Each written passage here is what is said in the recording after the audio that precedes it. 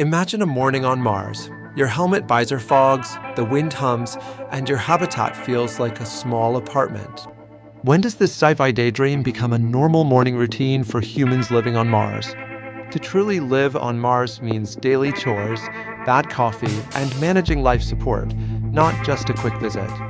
We define 3 levels of Martian living, each a step closer to making the red planet home. Level 1 is visit and survive, a short-stay research outpost, much like an Antarctic base, but with more radiation shielding.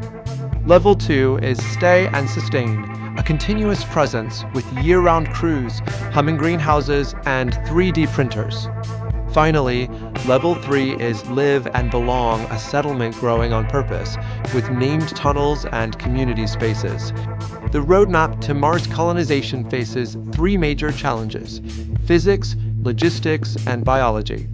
Physics dictates launch windows every 26 months and requires reliable rockets to deliver tens of tons to Mars. Precision landings are crucial so supplies don't miss their mark by kilometers, ensuring base construction proceeds as planned. Logistics demand in-situ resource utilization, or ISRU, to make air, water, fuel, and building materials locally. Splitting Martian carbon dioxide yields oxygen, while melting frozen water provides life support and rocket propellant.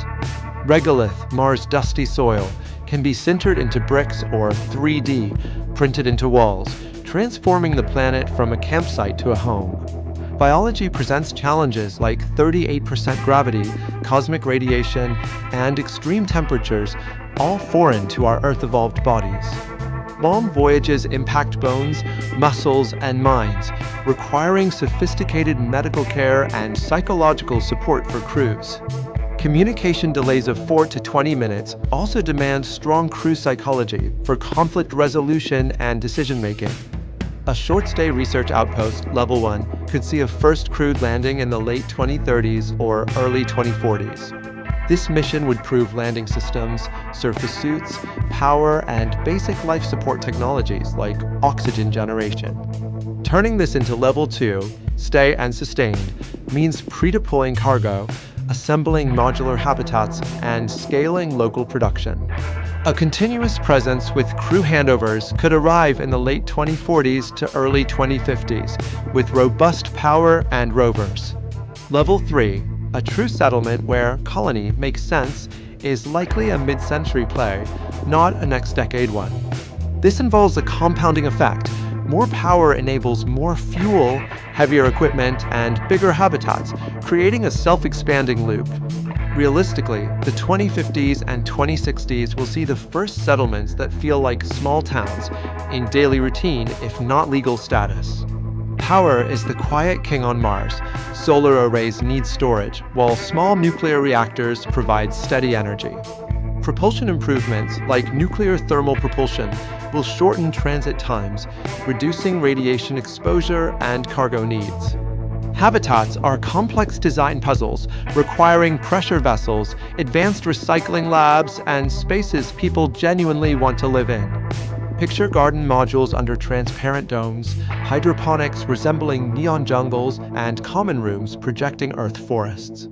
Even small quality-of-life features, like soundproof sleeping pods and smart lighting, are crucial when your neighborhood is a gymnasium-sized habitat. Early Martian menus will feature shelf-stable staples and greenhouse screens, evolving to engineered crops for nutrition and taste. Governance and culture will emerge, with early missions following strict protocols, but growing settlements pushing for autonomy.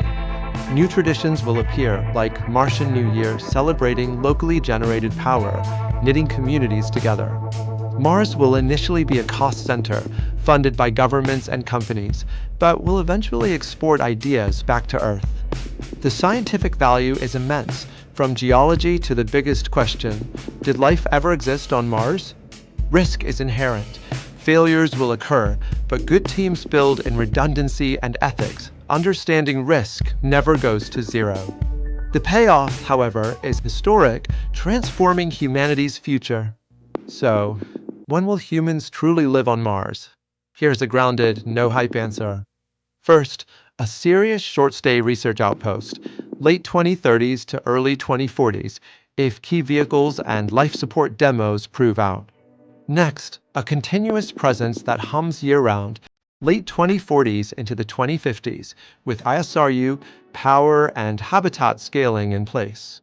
Finally, true settlements that feel like small towns, 2050s, 2060s, growing faster as each system bootstraps the next. Kids born today could interview for jobs on Mars.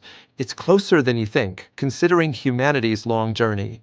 Mars won't be a headline, it'll be home.